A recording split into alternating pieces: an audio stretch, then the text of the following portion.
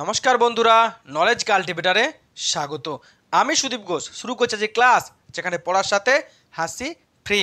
আজকে একটি গুরুত্বপূর্ণ বিষয় নিয়ে আলোচনা করব, যেটা আমাদের সকলের জানা উচিত, কারণ এটি আমাদের কম্পিটিটিভ এক্সামের কারেন্ট অ্যাফেয়ার্সের জিকে টপিকের জন্য ইম্পর্টেন্ট। তার সাথে আমাদের সকলের জানা উচিত, কারণ এটি আমাদের দেশের সাথে সম্পর্কযুক্ত। আমরা সংবাদ শিরোনামে কিংবা সোশ্যাল মিডিয়াতে দেখছি যে নেপালে নাকি আবার গণতন্ত্রের পরিবর্তে রাজতন্ত্র ফিরে আসতে চলেছে এবং তার প্রভাব কোথাও না কোথাও ভারতবর্ষেও পড়তে পারে। তো সেই নিয়ে কিন্তু আজকের আমাদের video. Nepal's monarchy is coming back again, অর্থাৎ নেপালে কি আবার নতুন করে রাজতন্ত্র ফিরে আসতে চলেছে, এই নিয়ে আজকের ভিডিও।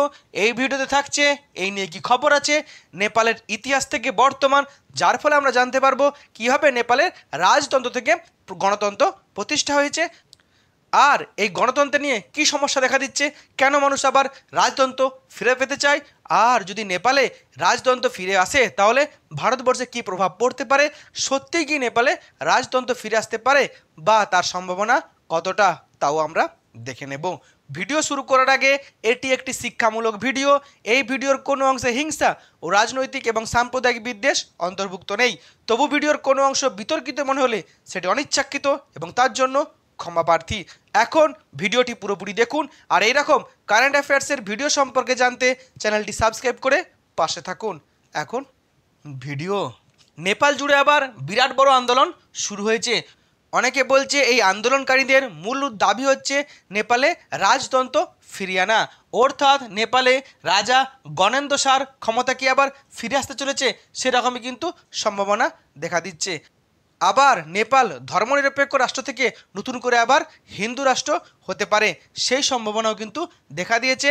আর এই যে নেপালে গণতন্ত্রের পরিবর্তে রাজতন্ত্র ফিরে আসার এই সম্ভাবনা দেখা দিয়েছে, এই আন্দোলন দেখা দিয়েছে, তার জন্য কিন্তু গোটা বিশ্বজুড়ে একটা বিতর্ক তৈরি হয়েছে এবং তার প্রভাব কিন্তু ভারতবর্ষেও পড়েছে।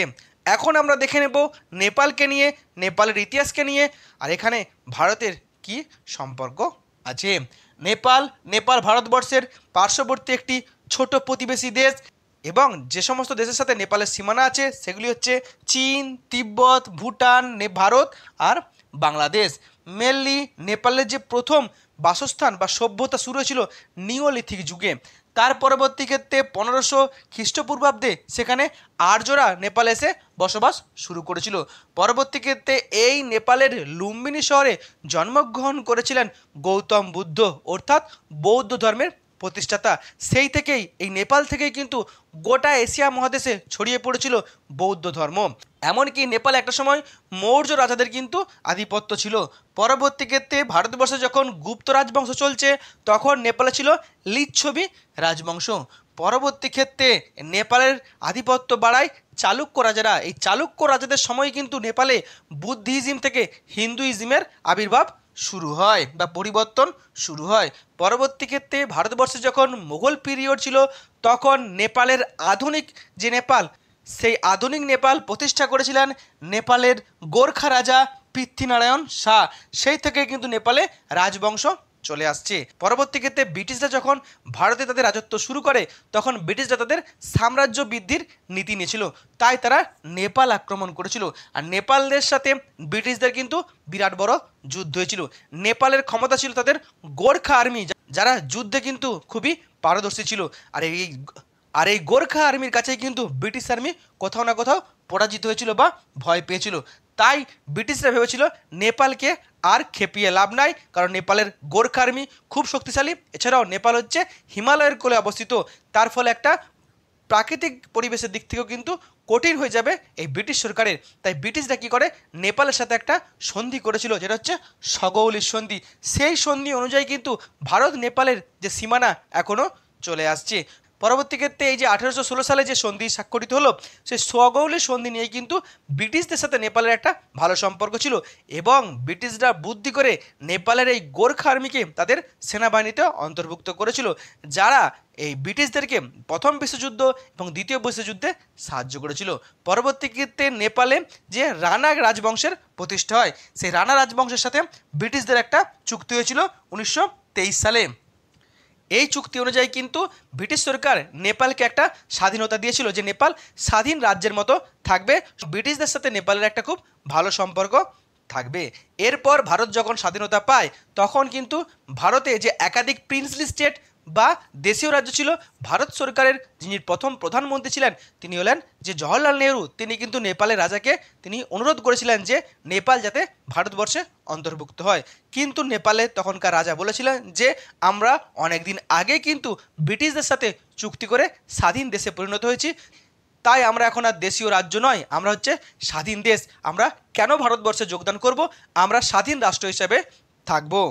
কিন্তু এই সময়ে কিন্তু চীন তিব্বত আক্রমণ করেছিল, আর এই চীনের যে তিব্বত আক্রমণ, এখানে কিন্তু ভয় পেয়ে গেছিল নেপাল। নেপাল তখন ভারতবর্ষের প্রধানমন্ত্রীর কাছে সাহায্য চেয়েছিল। তখন দুই দেশের মধ্যে একটা চুক্তি স্বাক্ষরিত হয়েছিল 1950 সালে, যেখানে বলা হয়েছিল ভারত আর নেপালের মধ্যে দীর্ঘদিনের একটা বন্ধুত্ব থাকবে, তার সাথে দুই দেশের অর্থনৈতিক সম্পর্ক খুব ভালো থাকবে এবং দুই দেশের ল্যান্ড যে ডিসপুট সে নিয়েও কোনো সমস্যা থাকবে না, দুই দেশের বর্ডার দুই দেশের মানুষের কাছে উন্মুক্ত থাকবে, আর নেপালকে সাহায্য করবে ভারতীয় আর্মি। এই সময় নেপালে এক রাজনৈতিক দলের আবির্ভাব হয়েছিল, যার নাম হচ্ছে নেপাল কংগ্রেস পার্টি। এই নেপালি কংগ্রেস পার্টির সাথে নেপালের যে রানা রাজবংশ ছিল তাদের কিন্তু একটা দ্বন্দ্ব ছিল, আর এই নেপালি কংগ্রেস পার্টি রানা রাজবংশের সাথে একটা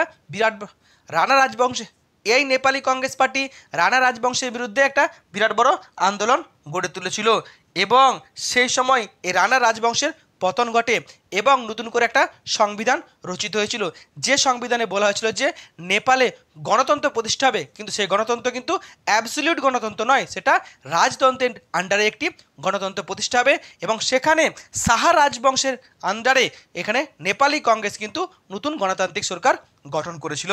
1955 সালে নেপালের রাজা ত্রিভুবন তার মৃত্যু ঘটে। পরবর্তী যে রাজা হয়েছিল সে হচ্ছে মহেন্দ্র। এই মহেন্দ্রর সাথে নেপালি কংগ্রেস পার্টির একটা বিরাট বড় কনফ্লিক্ট দেখা দেয় এবং এই মহেন্দ্র নতুন করে সংবিধান সংশোধন করে এবং বলে যে আজ থেকে নেপালে আর কোনো গণতন্ত্র থাকবে না, নেপালে কিন্তু একটাই থাকবে, সেটা হচ্ছে রাজতন্ত্র, অর্থাৎ অ্যাবসলিউট রাজতন্ত্র। এই নিয়ে কিন্তু নেপালি কংগ্রেস পার্টির সাথে এই যে রাজবংশের একটা বিরাট বড় বিরোধ দেখা দেয় এবং এই যে নেপালি কংগ্রেস পার্টি এর পেছনে কিন্তু কোথাও না কোথাও ভারতের হাত আছে। তাই এই যে রাজা মহেন্দ্র সে ভেবেছিল কি কোথাও না কোথাও ভারত সরকার পেছন থেকে কলকাঠি নাড়ছে, দিয়েই কিন্তু এই নেপালি কংগ্রেস পার্টিকে তাদের বিরুদ্ধে আন্দোলন করাচ্ছে। সেই জন্য রাজা কিন্তু ভারত বিরোধী কাজ করে এবং ভারতকে ছেড়ে পাকিস্তান আর চীনের সাথে সে ভালো সম্পর্ক তৈরি করে এবং ভারত বিরোধী কার্যকলাপ করতে শুরু করে। ভারত সরকার সেটা কোনো মতেই মেনে নেয়নি এবং ভারত এবং নেপালের মধ্যে সমস্ত সম্পর্ক কিন্তু ছেদ পড়েছিল, বিশেষ করে অর্থনৈতিক সম্পর্কে কিন্তু ছেদ পড়েছিল। তার ফলে নেপালে মানুষ কিন্তু ক্ষতিগ্রস্ত হয়, নেপালে কিন্তু অর্থনৈতিক সংকট দেখা দিয়েছিল। আর আমরা জানি ভারতের সঙ্গে যদি তুমি টক্কর নাও তুমি বেশি দিন নড়তে পারবে না, কারণ ভারত একটা বিরাট বড় দেশ আর নেপাল একটা ছোট দেশ, তাহলে ভারতের সঙ্গে লাগতে গেলে কি পারে। আর সেই ভুলটাই কিন্তু এখানে করেছে এই শাহ রাজবংশ এবং নেপালের মানুষ কিন্তু ব্যাপক সমস্যায় পড়েছিল, অর্থনৈতিক ক্রাইসিস দেখা দিয়েছিল আর মানুষ কিন্তু তার বিরুদ্ধে প্রতিবাদ করে। আর এই প্রতিবাদের ফলেই কিন্তু 1990 সালে আবার নেপালে সংবিধান পরিবর্তন হয়, আবার সেখানে রাজতন্ত্রের আন্ডারে গণতন্ত্র ফিরে আসে, অর্থাৎ আবার নেপালি কংগ্রেস পার্টি তারা ক্ষমতা ফিরে পায় এই শাহ রাজবংশের আন্ডারে। আর এই যে যখন নেপালের সঙ্গে চীনের সম্পর্ক ভালো ছিল তখন চীন থেকে কমিউনিজম অর্থাৎ যে কমিউনিস্ট পার্টির যে ভাবধারা তা কিন্তু নেপালে প্রবেশ করে। আর আমরা জানি কমিউনিস্ট আন্দোলন যেখানে প্রবেশ করেছে সেখানে কিন্তু রাজতন্ত্র সবসময় ভেঙে পড়েছে, কারণ কমিউনিস্টদের যে আন্দোলন করার যে ধারণা তাদের যে নীতি আদর্শ সেখানে কিন্তু সবসময় তারা মানুষের নীতির কথা বলে, তারা মানুষের কথা বলে, আর সেখানে কিন্তু রাজতন্ত্রের পতন একবারে অবিসম্ভাবী। সেরকমই কিন্তু বিরাট বড় আন্দোলন শুরু হয় নেপালে। মেনলি নেপালের সরকার অর্থাৎ এই যে এনসিপি সরকার তার কিন্তু পতন ঘটে, কমিউনিস্ট পার্টি সেখানে নেপালে ক্ষমতায় আসে। এমনকি আবার কমিউনিস্ট পার্টিকে সরিয়ে সেখানে নেপালের হিন্দুপন্থী নেপাল প্রজাতান্ত্রিক পার্টি তারাও কিন্তু কিছুদিনের জন্য ক্ষমতায় এসেছিল। এরপর কিন্তু নেপালে এই কমিউনিস্ট মুভমেন্ট কিন্তু ব্যাপক আকার ধারণ করে। কমিউনিস্টদের যে নীতি, সেই নীতি কিন্তু আমরা জানি সবাই সেটাকে অ্যাকসেপ্ট করে। সেই নীতি কি, নেপালের এই কমিউনিস্ট পার্টি যে নীতি নিয়ে এসেছিল সেটা হচ্ছে যে ফ্রিডম অফ স্পিচ, অর্থাৎ ব্যক্তি স্বাধীনতা বা বাক স্বাধীনতার কথা বলে। তার সাথে তারা আরও একটি দাবিকে তুলে যে ডেমোক্রেসি, অর্থাৎ অ্যাবসলিউট গণতন্ত্র। তার সাথে তারা আরও একটি দাবি তুলেছিল যেটা হচ্ছে নো ডিসক্রিমিনেশন, অর্থাৎ বৈষম্য বিরোধী অধিকার। আর এই যে তিনটে অধিকার, এই তিনটে অধিকারের জন্য কিন্তু কমিউনিস্ট পার্টি তারা কিন্তু লড়াই শুরু করে। আর আমরা জানি কমিউনিস্টদের যে চিন্তাধারা, যে মতবাদ, সেটা কিন্তু সাধারণ মানুষ ব্যাপকভাবে অ্যাকসেপ্ট করে। এটাও কিন্তু নেপালের মানুষ ব্যাপকভাবে অ্যাকসেপ্ট করেছিল এবং নেপালের মানুষের মধ্যে এই কমিউনিস্ট ভাবধারা এমন প্রভাব সৃষ্টি করেছিল যে নেপালে গৃহযুদ্ধ শুরু হয়ে যায়, পিপলস ওয়ার শুরু হয়ে যায়। এবং সেখানে সবথেকে নেপালের যে মাও আন্দোলন, সেই মাও আন্দোলন কিন্তু ব্যাপক প্রভাব ধারণ করে। এবং 1996 সালে প্রায় নেপালের 70% যে জেলা, সেই জেলাতে কিন্তু এই নেপালের কমিউনিস্ট আন্দোলন, অর্থাৎ যে মাওবাদীদের যে আন্দোলন, সেই আন্দোলন কিন্তু প্রভাব বিস্তার করে। এবং 2001 সালে এই আন্দোলনের ফলে রাজা বীরেন্দ্রের কিন্তু মৃত্যু ঘটে এবং ক্ষমতায় আসে রাজা জ্ঞানেন্দ্র। কিন্তু রাজা জ্ঞানেন্দ্র কিন্তু ক্ষমতায় এসে এই যে কমিউনিস্ট আন্দোলন যা মানুষের মধ্যে ছড়িয়ে পড়েছিল, সেটাকে কিন্তু কোনো মতে কন্ট্রোল করতে পারেনি। 2005 সালে সেখানে এমার্জেন্সি ডাকা হয় এবং সাধারণ মানুষ কিন্তু এই যে এমার্জেন্সি ডেকেছে তার বিরুদ্ধে, অর্থাৎ রাজতন্ত্রের বিরুদ্ধে ব্যাপক আন্দোলন গড়ে তুলে। তারা কিন্তু বারবার বলে যে আর রাজতন্ত্র নয়, সেখানে গণতন্ত্র প্রতিষ্ঠা হোক। এবং দীর্ঘদিন নেপালে এরকম অচল অবস্থা চলতে থাকে। তখনই কিন্তু ভারত সেখানে ইনভলভমেন্ট করে এবং ভারতের নেতৃত্বে নেপালের রাজপক্ষ এবং এই যে কমিউনিস্ট পার্টি এবং অন্যান্য পার্টিদের দ্বারা একটি চুক্তি স্বাক্ষরিত হয়। সেখানে এই চুক্তি অনুযায়ী স্বাক্ষরিত হয় যে নেপালে আর কোনো রাজতন্ত্র থাকবে না, নেপালে এবার থেকে গণতন্ত্র প্রতিষ্ঠা হবে।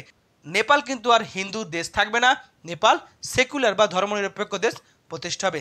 সেই 2006 থেকে কিন্তু এই 2025 পর্যন্ত নেপালে এই গণতন্ত্র চলে আসছে এবং সেখানে নেপাল কিন্তু একটি সেকুলার রাষ্ট্র হিসেবে আত্মপ্রকাশ করেছে। এখন আমরা দেখলাম নেপালে কিভাবে রাজতন্ত্র থেকে গণতন্ত্র প্রতিষ্ঠা হলো। কিন্তু গোটা বিশ্ব যখন গণতন্ত্রের কথা বলছে, সেখানে নেপাল কেন হঠাৎ করে গণতন্ত্র ছেড়ে রাজতন্ত্র ধরতে চাইছে, সেটা একটু দেখে নিই। অর্থাৎ গণতন্ত্রে কি সমস্যা হলো নেপালের? মেনলি নেপালে অনেক পার্টি, আমরা জানি গণতন্ত্রের সুবিধা হচ্ছে একাধিক পার্টি, একাধিক মতামত থাকবে। আর যখনই একাধিক পার্টি, তারা কিন্তু মাঝে মাঝেই ক্ষমতা গঠন করে বা জোট করে তারা কিন্তু আবার ক্ষমতায় চলে আসছে। এক সরকারের পতন ঘটছে, অন্য পার্টি ক্ষমতায় আসছে, অর্থাৎ পলিটিক্যাল যে অবস্থা সেটা কিন্তু বারবার দ্রুত পরিবর্তিত হচ্ছে। আমরা জানি যে কোনো দেশের যদি পলিটিক্যাল সিচুয়েশন বারবার পাল্টে যায়, তাহলে কিন্তু সেখানে উন্নতি হয় না, লং টার্ম ডেভেলপমেন্ট হয় না, তার ফলে কিন্তু লং টার্ম ডেভেলপমেন্টে সমস্যা হচ্ছে। আমরা জানি যে গণতন্ত্রে পলিটিক্যাল পার্টিগুলি সব থেকে ক্ষমতা বেশি ভোগে, তার ফলে কিন্তু নেপালে কিন্তু এই পলিটিক্যাল পার্টির লিডারদের বিরুদ্ধে কিন্তু একাধিক দুর্নীতির অভিযোগ উঠেছে। অন্যদিকে নেপালের অর্থনৈতিক অবস্থা খুব একটা ভালো নয়, ডেভেলপমেন্টও কিন্তু আগের মতনই, নতুন করে কিন্তু বিরাট বড় পরিবর্তন হয়নি। তার ফলে সাধারণ মানুষের মধ্যে কিন্তু ব্যাপক প্রভাব পড়ছে এবং যে আনএমপ্লয়মেন্ট, অর্থাৎ বেকারত্ব কিন্তু ব্যাপক রূপ ধারণ করছে। আমরা জানি যে নেপাল প্রাকৃতিক সম্পদে ভরপুর, অর্থাৎ এই প্রাকৃতিক সম্পদে লুটে পুটে খাওয়া, এমনকি পরিবেশ দূষণও কিন্তু নেপালের এক শ্রেণীর মানুষকে খুশি করতে পারেনি। অন্যদিকে আমরা জানি নেপাল একটা সময় হিন্দু রাষ্ট্র ছিল। যে কোনো ধর্মের এক শ্রেণীর মানুষ থাকে যারা হচ্ছে গোঁড়া থাকে, এই গোঁড়া বা কনজারভেটিভ যারা আছে তারা কিন্তু কখনোই নেপালকে হিন্দু রাষ্ট্র থেকে সেকুলার রাষ্ট্র হিসেবে মানতে পারেনি। এখন নেপালে যদি রাজতন্ত্র প্রতিষ্ঠা হয়, সেখানে ভারতের কি সুবিধা আছে নাকি অসুবিধা আছে? অনেকে বলছে ভারত নাকি পেছন থেকে কলকাঠি করেছে যাতে নেপালে রাজতন্ত্র প্রতিষ্ঠা হয়। সেটা আমরা দেখে নেব। মেনলি ভারতের এখানে কোনো হাত নেই, ভারত কলকাঠি করেনি। কারণ মনে রাখতে হবে ভারতে কিন্তু নেপালকে গণতন্ত্র ফিরিয়ে দিয়েছিল, সেখানে ভারত কেন আবার রাজতন্ত্র ফেরাতে চাইবে? অন্যদিকে ভারতের একটা নির্দিষ্ট নীতি আছে, ভারত কোনো দেশের অভ্যন্তরীণ বিষয়ে নাক গলায় না যতক্ষণ না সে দেশের মানুষ ভারতকে অনুরোধ করছে। এছাড়াও ভারত কোনো দেশকে আক্রমণও করে না, কোনো দেশকে জোর করে দখল করে না। কারণ ভারত হচ্ছে গান্ধীজির দেশ, স্বামীজির দেশ। আমরা সবসময় শান্তির কথা বলি, বন্ধুর কথা বলি, অহিংসার কথা বলি, আমরা কাউকে জোর করে দখল করি না। এখন নেপালে যদি রাজতন্ত্র ফিরে আসে তাহলে কি হবে? নেপালে যদি রাজতন্ত্র ফিরে আসে, শাহ রাজবংশ যদি আবার ক্ষমতা পায়, মনে রাখতে হবে এই শাহ রাজবংশ কিন্তু এক সময় ভারত বিরোধী কার্যকলাপ করেছে, চীন আর পাকিস্তানের সাথে বন্ধুত্ব করেছে। তাই ভারত সরকার কখনো চাইবে না যে নেপালে রাজতন্ত্র ফিরে আসুক আর শাহ রাজারাই আবার নতুন করে রাজত্ব পাক। অন্যদিকে নেপালের যে বর্তমান সরকার আছে গণতান্ত্রিক সরকার, তার সাথেও কিন্তু ভারতবর্ষের একাধিক ক্ষেত্রে সমস্যা দেখা দিয়েছে। মেনলি উত্তরাখণ্ডে ল্যান্ড ডিসপুট নিয়ে সমস্যা দেখা দিয়েছে। তাই এই সরকারও যদি ক্ষমতায় থাকে তাহলে কিন্তু ভারতবর্ষের এই যে সগৌলি সন্ধি নিয়ে যে ল্যান্ড ডিসপুট সেটা কিন্তু মিটবে না। এখানেও কিন্তু ভারতবর্ষের সমস্যা। অন্যদিকে নেপালের যে গণতন্ত্র প্রতিষ্ঠা হয়েছিল সেখানে কিন্তু ভারতবর্ষের একটা ইনভলভমেন্ট ছিল। তাই তাই ভারত সবসময় চাইবে নেপালে ডেমোক্রেসি থাকুক, কারণ ভারত সবসময় ডেমোক্রেসির কথা বলে। ভারত হলো পৃথিবীর বৃহত্তম গণতন্ত্র। অন্যদিকে ভারতবর্ষের এক শ্রেণীর মানুষ যারা হিন্দু ধর্মে বিশ্বাস করে বা হিন্দু কোথাও না কোথাও তারা একটা কনজারভেটিভ, তারা হয়তো ভাবছে যে নেপালে যদি হিন্দু ধর্ম ফিরে আসে বা হিন্দু রাষ্ট্র হয় তাদের ভালো হয়। এখানে দুটো আলাদা দেশ, ভারতের ভালো মন্দর কোনো ব্যাপার নেই, কারণ ভারত সরকার কখনোই নেপালে হিন্দু রাষ্ট্রকে এটা চাইবে না। অর্থাৎ ভারত সরকার সবসময় চাইবে নেপাল সেই গণতান্ত্রিক থাকুক। এখন নেপালে কি সত্যি সত্যি গণতন্ত্রের পরিবর্তে রাজতন্ত্র ফিরে আসতে চলেছে সেটা দেখে নেব। মেনলি আমরা দেখলাম যে নেপালে খুব সহজে কিন্তু রাজতন্ত্র থেকে গণতন্ত্র প্রতিষ্ঠা হয়নি, তার জন্য কিন্তু একটা দীর্ঘ আন্দোলন আছে। অর্থাৎ এই আন্দোলনের প্রভাবেই প্রায় 70% মানুষ চেয়েছিল বলেই নেপালে রাজতন্ত্র থেকে গণতন্ত্র প্রতিষ্ঠা হয়েছিল। তাই এই যে গণতন্ত্রের বদলে রাজতন্ত্র ফিরিয়ে আনতে হবে, এই যে আন্দোলন দেখা দিয়েছে নেপালের ত্রিভুবন সড়কে বা কাঠমান্ডুতে, সেখানে কিন্তু মেনলি 10-12 হাজারের মানুষের আন্দোলন। অনেকে বলছে 10 আর 12 হাজার কিন্তু গোটা নেপালটা নয়, এর বাইরে কিন্তু অনেক মানুষ আছে। ম্যাক্সিমাম মানুষের সাপোর্ট চাই। অন্যদিকে বর্তমান যারা ক্ষমতায় আছে তারা বলছে এটা হচ্ছে নেপালের একটি হিন্দুপন্থী রাজনৈতিক দল, নেপাল প্রজাতান্ত্রিক পার্টি। আর নেপালের যে প্রাক্তন রাজা ছিল, সর্বশেষ রাজা ছিল সেই জ্ঞানেন্দ্র শাহ, তার সমর্থকরাই কিন্তু এই আন্দোলন করেছে। এরাই কিন্তু গোটা নেপালের মানুষ নয়। যতক্ষণ না সমগ্র নেপালের মানুষ চাইছে একটা দীর্ঘ আন্দোলন গড়ে উঠছে, ততক্ষণ কিন্তু সহজেই নেপাল গণতান্ত্রিক থেকে রাজনৈতিক রাষ্ট্রে পরিণত হবে না। আমরা জানি সবসময় একটা বৃহত্তর পরিবর্তনের ক্ষেত্রে, বিপ্লবের ক্ষেত্রে আন্দোলন প্রয়োজন এবং বেশিরভাগ মানুষের সেখানে সহমত প্রয়োজন, তবেই নেপালে কিন্তু এই রাজতন্ত্র ফিরে আসতে পারে, তার আগে নয়। এই হলো আজকের ভিডিও। এই ভিডিও আমি গোটা বিষয়টিকে সুন্দরভাবে তুলে ধরার চেষ্টা করলাম। এখন আপনি কি চান নেপালে রাজতন্ত্র ফিরে আসুক, না আপনি রাজতন্ত্র না গণতন্ত্র কোনটাকে সাপোর্ট করেন, অবশ্যই কমেন্ট বক্সে জানাবেন। ভিডিওটি এখানে শেষ হলো। ভিডিওটি যদি ভালো লাগে অবশ্যই লাইক, কমেন্ট, শেয়ার এবং চ্যানেলটি সাবস্ক্রাইব করতে ভুলবেন না। আবার দেখা হবে নতুন একটি ভিডিওতে। ততক্ষণ পড়তে থাকো, হাসতে থাকো।